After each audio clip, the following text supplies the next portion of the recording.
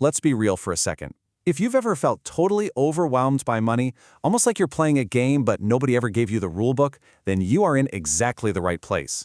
Today, we're not just going to talk about finance. We're going to build the actual blueprint for your financial freedom, one simple step at a time. You know that feeling, that sinking feeling in your stomach when you think about your finances? That sense that you're just guessing, hoping you're doing the right thing but you don't really have a map? Trust me, you are not alone. For so many of us, money feels like this secret language we were just never taught. But what if I told you there's one single number that can cut through all of that noise and all of that confusion? A kind of financial North Star that shows you exactly where you stand, right now, so you can finally figure out how to get where you want to go. Well, that number is your net worth. And just understanding it is the very first step to taking back control. All right, so here's the game plan for the next few minutes. We are going to build your financial foundation together, from the ground up. First, we'll get a crystal clear snapshot of where you are right now. Then, we'll dive into mastering your cash flow, building strong credit, learn the absolute basics of investing, and finally, we'll talk about how to protect everything you're working so hard to build. Okay, first up, your financial snapshot. I want you to think of this like one of those "you are here" maps at the mall. It's simple, right? Because you can't possibly plan a journey if you don't know your exact starting point. And the formula to find that starting point? It's beautifully simple. Your net worth is just your total assets minus your total liabilities. In other words, it's everything you own minus everything you owe. That's it.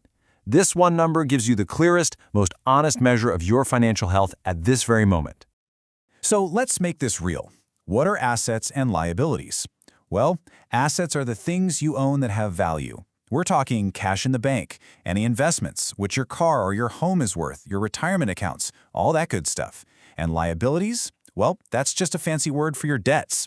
So credit card balances, a mortgage, car loans, student loans, basically anything you owe money on. Now, when you do the math, you're going to end up in one of two camps. A positive net worth means you own more than you owe, which is a fantastic sign of financial stability. A negative net worth means your debts are bigger than your assets. And listen, if that's you, do not panic. Seriously, it's not a judgment. It's just a number, it's our starting line, and it's the whole reason we're creating a plan today. All right, on to Section 2, Mastering Your Cash Flow. Now, if net worth is a snapshot, a picture of one moment in time, then cash flow is the movie. It's the story of money coming into and going out of your life every single month. And learning how to be the director of that movie, well, that's where the real power is. And your director's tool is the budget. I know, the word budget makes a lot of people cringe. But think of it this way. A budget isn't about restriction, it's about freedom. It's about telling your money where to go instead of wondering where it went. It all starts with knowing what comes in and being honest about what goes out. From there, you can set goals that actually mean something to you and track your progress. The trick is to be flexible, check in on it, and hey, celebrate the small wins. That's how you build momentum. Now, if creating a detailed line-by-line budget sounds like way too much work right now, I get it. So here is an amazing, simple framework to get you started. It's called the 50-30-20 rule. The idea is to take your after-tax income and slice it into 3 buckets: 50% for your needs, 30% for your wants, and a really important 20% for savings and extra debt payments. Let's break that down real quick. That big 50% slice for needs covers the absolute must-haves: your rent or mortgage, groceries, utilities, and the minimum payments on your debts. The 30% for wants, that's the fun stuff: dining out, hobbies, vacations, you name it. And that last 20%, that's you paying your future self. This is for building savings, attacking debt, and investing for the long haul. So, within that 20% savings bucket, what is job number 1? Your absolute first priority. It's building your financial safety net, an emergency fund. This is non-negotiable. Because life is going to happen. Cars break down, pipes burst, people get sick. Your goal here is to save up 3 to 6 months of your essential living expenses. This fund is what turns a potential crisis into just an inconvenience. Okay, once you have a budget working and that safety net is starting to grow, we can move on to Section 3, Building Strong Credit. A lot of people hear credit and just think debt, but that's the wrong way to look at it. Good credit is actually a tool that can save you thousands, even tens of thousands of dollars down the road. So what even is a credit score? It's really just a grade that tells lenders how trustworthy you are with their money. But look at what goes into it. A massive 35%, the single biggest piece of the pie, is just your payment history. So forget all the complicated hacks for a second. If you just pay your bills on time, every single time, you are already winning the biggest part of the credit game. But why does it matter so much? Well, let's talk about real money. Check this out. A $25,000 car loan. With good credit, you might pay about $3,600 in interest over the 5 years.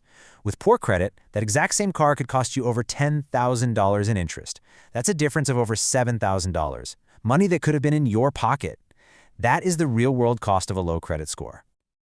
Okay, so what if you're starting from scratch? No credit history at all. No problem, you've got great options. A secured credit card is a fantastic tool. You put down a small deposit, and that becomes your credit limit. Or you could become an authorized user on a parent's or spouse's card and kind of piggyback on their good history. You can even look into something called a credit builder loan, which is designed specifically to help you get on the board. And now we get to the really exciting part. Once you're telling your money where to go and building good credit, it's time to start making your money work for you. This is where we shift from playing financial defense to playing offense. Welcome to Saving and Investing 101. I love this quote because it perfectly captures what we're about to do. When you have high-interest debt, interest is your worst enemy, working against you 24/7. But when you invest, you completely flip the script. You make interest your best employee, one who works tirelessly for you and never takes a day off. The magic that powers this whole thing is called compound growth. Seriously, it's been called the eighth wonder of the world. It's the process where the money your investments earn starts earning its own money. Think of it like a tiny snowball rolling down a very, very long hill. At first, it's small, but over time, it picks up more and more snow, getting bigger and faster. That's what compounding does to your money. It doesn't just add, it multiplies. So how do you actually do this? The idea of trying to pick the next big winning stock is frankly overwhelming for most people. But there's a much simpler way. Instead of trying to find the single needle in the haystack, you can just buy the whole haystack. For beginners, that haystack is usually something called an index fund. So why are index funds so great? Well, for starters, you get instant diversification. When you buy one share of an S&P 500 index fund, you instantly own a tiny piece of the 500 biggest companies in the US. That spreads out your risk in a huge way. Plus, they have a long history of really attractive returns. And best of all, they're super low cost, which means more of your money stays working for you, not going to fees. Okay, we have covered a ton of ground. You're figuring out your net worth, you're making a budget, you're building credit, and you're starting to invest. Now it's time for the final piece of the puzzle. Protecting everything you've built. A solid financial house needs a good roof to keep it safe from storms. And that roof is called insurance. The purpose of insurance is actually incredibly simple.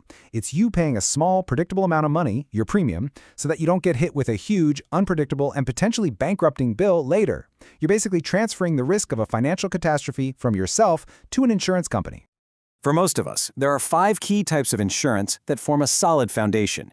You've got health insurance to protect you from massive medical bills. Auto insurance, because accidents happen. Homeowners or renters insurance to protect your stuff. Disability insurance. This is the one people always forget, but it protects your single greatest asset, your ability to earn an income. And finally, life insurance, which isn't for you, but for the people who depend on you. So we've gone through budgeting, credit scores, index funds, insurance, all of it.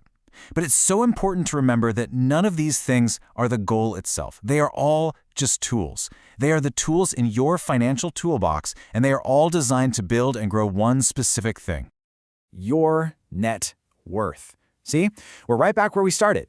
Every dollar you manage to save, every point your credit score climbs, every bit of growth your investments see, it's all in service of increasing this one number, your financial North Star, the ultimate measure of your progress. Look, your financial story is being written every single day with every dollar you spend and every dollar you save. The difference is that now you have the blueprint. You have the tools. You are holding the pen. So the only question left is, what are you going to write in your next chapter?